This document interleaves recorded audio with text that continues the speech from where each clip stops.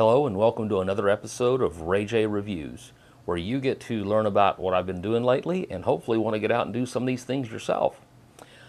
I'm going to tell you today about our trip to Palestine, Texas, and Tyler, Texas. We went up for the weekend and went to a bed and breakfast called the Duck Inn. And it's a little bit north of Houston, well, a lot north of Houston, a little bit south of Dallas. And the place is located right on the water. We had the room upstairs. They have two rooms downstairs and one upstairs. And our balcony had a hot tub on it, so we could sit in the hot tub and look out over the water. Beautiful view. Inside, the decor was nautical, and it was a nice room with a nice bed, a little kitchen area so you could make your own breakfast in the morning. Well, you didn't have to make your own breakfast. It was already prepared. You just had to get it out and put it in the microwave, put it on your plate, eat it. Anyway, it was great, and it was very private. The owner just comes in and helps you check in, and you'll never see them again the whole weekend. So great place for a couple to go if they want some privacy for the weekend. After spending some time there, we drove up north to Tyler, to the Brookshire Brothers Wildlife Museum place.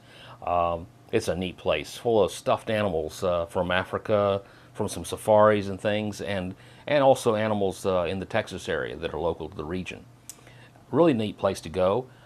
Good for families to spend a couple hours to go somewhere and do something. And it's free. They have a little general store set up there that's set up like old-time general stores were. Really, really great. Great fun to go there. So after leaving the museum, we drove down south past the lake into Palestine, or Palestine, however you say it, to the Sweet Dreams Winery. It's a little winery, very small, located out in the middle of nowhere, started by a fireman who liked making wine, but he couldn't sell it to his friends until he started making the business legitimate, so that's what he did.